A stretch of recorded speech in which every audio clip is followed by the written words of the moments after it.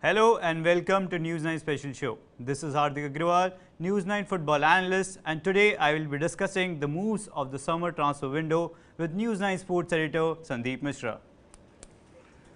Romelu Lukaku is set to move to Inter Milan on loan for a fee of 8 million plus add-ons. The Belgian striker couldn't thrive at Chelsea after being bought at a price of 114 million euros last summer. Even Bayern Munich's Robert Lewandowski is ready to leave the German supergiants after 8 years at the club.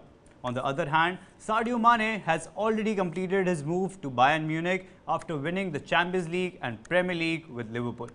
These are some of the major moves that have taken place or will take place in the coming days. Now we'll be discussing about Lewandowski's move. So Lewandowski will be moving to Barcelona potentially. They have made a bid for 34 million euros. 8 years at the club, Sundeep, Lewandowski, a very successful tenure with the German supergiants. What is your take on Lewandowski's time at Bayern? I think if you really look at what he created and did for Bayern, is extraordinary. I mean, you rarely have strikers who kind of, do 34 goals on average per season. And this he has been doing right from the beginning.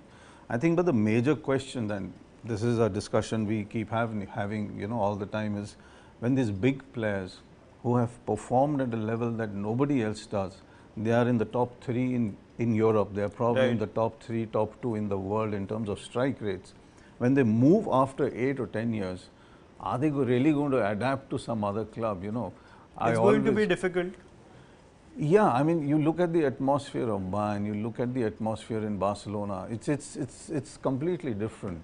So, for me, those are the questions, whether it's for Sadio Mane, whether it's for Lewandowski, I think those are the main questions that you need to answer. So much so, not so much for Lukaku, because he's already been there. Yeah. He's performed at Inter, he's come back to Chelsea, things didn't happen, now he's going back. So I think if you keep Lukaku a little on the side and focus on these two, I think that's where probably the questions are, that, whether these answers to these questions would be at those clubs and with their performances. I think those are the main things that we really need to understand and probably talk about that way. Right. Lewandowski had a goal involvement of 0.95 at Bayern, but moving to Barcelona would be a little tough. The league is different. It's more technical out there, the skill set is different.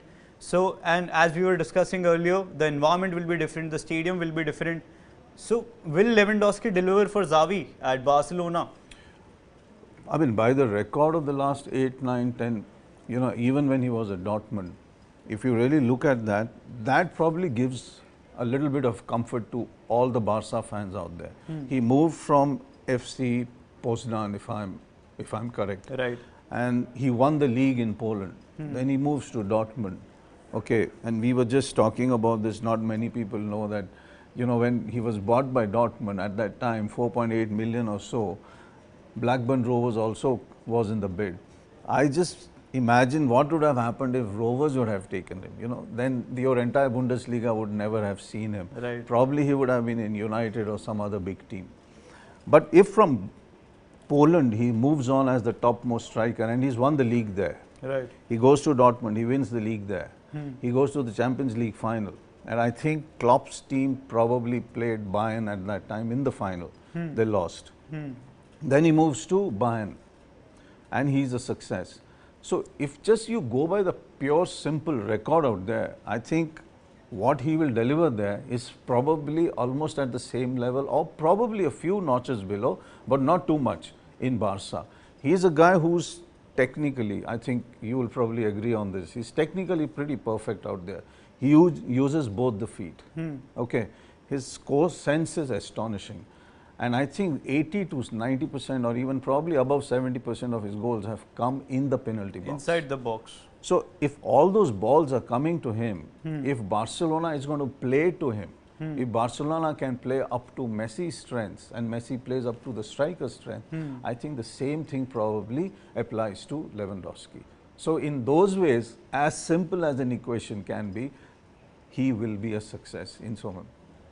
Certainly, as you mentioned, Lewandowski scored 5 goals in just a matter of 9 minutes at Bayern Munich, and there were a lot of other special moments that the Bayern fans will never forget. So moving on to Mane after Lewandowski. Mane is going to Bayern Munich. So he will potentially replace Lewandowski or maybe play on the left flank, but he will help the attacking unit altogether. But 6 years at Liverpool for Mane, Champions League, Premier League, FA Cup, EFL Cup, he has won everything with the Merseyside club. But will he adapt with Bayern? I think he will. Because number one, if you see when he came down to Liverpool and he came from Southampton. Right. Okay. After that, his prowess has only gone up. His strike rates have gone up. The way he moves, the way he controls the ball. And you know, again, we were just having a conversation on this. The midfield plays to Mane, and Mane actually gets them to play towards him. His off-the-ball movements, getting closer to the players, taking the passes, yeah. The way he runs into spaces makes midfielders actually start realizing that those spaces now exist. Before that, they don't realize that. Not that they can't, but they already have a set pattern that they're moving in. I think there was an interview somewhere on television where I was watching Klopp say that even there were a couple of moves, I don't remember the game honestly, but there were a couple of moves in that Mane created them, and Klopp said that on the board, we never thought that these moves were possible. So I think that is what he's going to take to Bayern, and Bayern probably wants him for that. Of course, they are losing a striker and getting somebody who's so prolific. I mean, you look at, he's got 100 goals plus, Salah's got 100 goals plus, Firmino's got 79 or 70 plus, which also means that these three are a massively potent attack.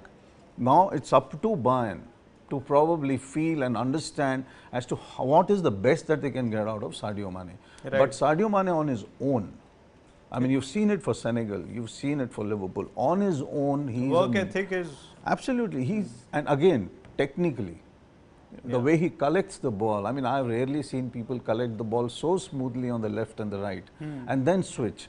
I think that's where his prowess, his strengths are all there, and he'll probably fit into Bayern comfortably. Yeah, and well, he has to. There's no other way around, because that is one area, and I think he'll probably go there.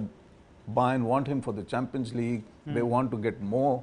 You know, just winning the Bundesliga, I think, is now getting a little boring for them. So it's just that one step up. Sadio Mane takes that one step up with them. He's already done it for Liverpool. Why can't he for Bayern? I think he certainly can. Absolutely. But Mane leaves Liverpool because he wasn't satisfied with the salary.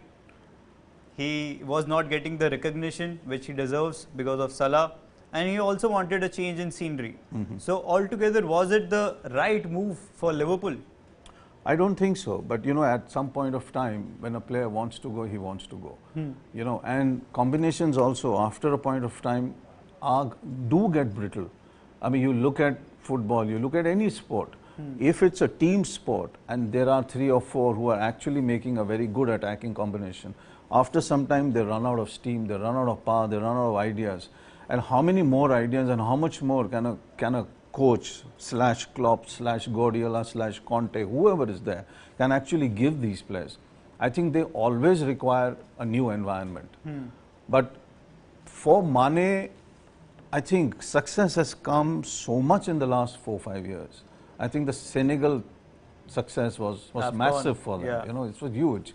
And then with Liverpool, he's won everything. I think if you really ask him, and I don't recall any interviews where he probably said that this is an extraordinary time at Liverpool, but when he moved from Southampton, I don't think he realized that he's going to be winning so much. He's going to be scoring so much. Of course, you have Klopp there, a man who can get the best out of any player. But I think the same probably applies to Bayern, and he's probably going to Bayern thinking that he's going to create a new legacy in Germany. Right.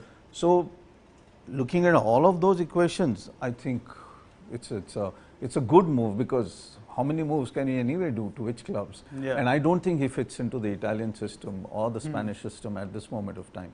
He probably fit into the Bayern, where there is a smoothness, there is a flow from the midfield, and he will very nicely and easily adapt to them. In so many ways, I sometimes imagine Robin, who went from Chelsea to Bayern. Right. And I almost see a picture perfect Robin and Sadio Mane in a way, the way they move. They both are extremely smooth and they understand spaces. The moment a footballer understands spaces, he's got half his job done. So I think Sadio Mane will be fantastic for Bayern. Right.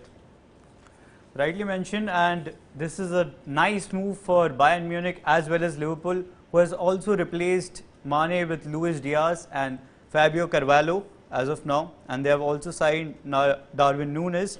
So their recruitment process has been nice. They know how to replace their players. But moving on to Lukaku now, talking about the £97.5 million signing which was made by Chelsea last summer with a lot of expectations. But there are a lot of discussions on this, whether he failed at Chelsea or it was a normal season for him. He could have tried another season at Chelsea. But finally, he has decided to move back to Inter for a loan spell of a year. So, in which situation could he have thrived? Another year at Chelsea or moving back to Inter is the right decision? I think it's probably in his mind now. I mean, he came in thinking there's going to be a huge involvement with the club. He's already with the club before. He understands Chelsea, if not completely. He was very excited to play for Chelsea, in fact. Got 4 goals in the first 4 games. Yeah. So, you know, everything was like working out. And then suddenly everything goes apart. I think Chelsea, with all its problems and issues later on, not really at the start, but somewhere in that system that the coach plays, if the player doesn't fit in, if the player doesn't come into the first 4 games are okay, but after that, if you see, I think he went goalless for 6 matches. And then the pressure builds up, the fan pressure, the coach pressure, the management pressure, everything really builds up, because at this point of time, you have to understand Champions League winners, Chelsea, they have to win the EPL. There was no other way out. They have to deliver. So the pressure was so much for him as a striker, because the defense can still get away, the goalkeeper can still get away, the midfield is still passing the ball. But if a man is not scoring, then what does he do? I think things took a drastic turn is only when that interview happened, and he said that I want to go back to Inter, and you know, I hope I go back to Inter. And Conte didn't help matters, you know, sitting in Italy, you can't be commenting on some other striker and saying that, you know, the system is not for Lukaku. So the coach, of course, will get offended. And I think things took a bad turn from there. He couldn't even come back, but he came back in the end at the FA Cup. But after that, it was virtually over for him. I think his style of play, honestly, and this is also a question that probably you would answer better. Does Lukaku's style of play actually fit into Chelsea or not? I think those are, because when he played Man United, did he play Man United for a season? I think at that time, he was the burly guy up front. He operated as a single entity in many matches, I remember. But in Chelsea, there is a certain system that plays. So I don't know. I mean, this is something that you would probably, you know, get an input. That does he really fit in? I mean, did he fit in when he came into Chelsea? What do you say? Chelsea's style of play was possession based, and at Inter he was, you know, used to playing along with Lautaro Martinez up front, and he wanted that partnership, that build up to score goals. But he didn't get much of a support in Chelsea. He couldn't make that link up play with Chelsea players. In most of the games he had 20, 21, 25 touches, close to nothing, and he didn't have a lot of impact on most of the games. So he wants a partnership, and coming back to Inter with Martinez, he can deliver yet again. So this is a good move for Chelsea and Inter both, because there is no buyout clause in this one. So Inter will not be looking to buy him, and if he plays well, and maybe after 1 year Chelsea's situation is different, they can take him back again, and maybe he can perform at Chelsea another year. It will be difficult for him to come back. I mean, he's disgruntled. That's the first fact of this entire scenario for him. And then I think it was, which was that game? It was against Crystal Palace. He had 7 touches. That's the worst record in the EPL that he got. So if you really look at all of that, by the time he was coming towards the end of the season, it was over for him. If he performs with Inter again, I don't see him coming back to Chelsea. He might go elsewhere, but I honestly don't see him coming back to Chelsea. And he fits into the Italian system, his height, the way he runs, the kind of robust football he plays. is not something that really fits in right now, looking at all the teams in the EPL. So I think, and for him and for Chelsea, if all of this really works out, that he goes there, he's happy, he's satisfied, 8.4 million is not too much for them, I think everything should end well. Great story to end with Lukaku scoring.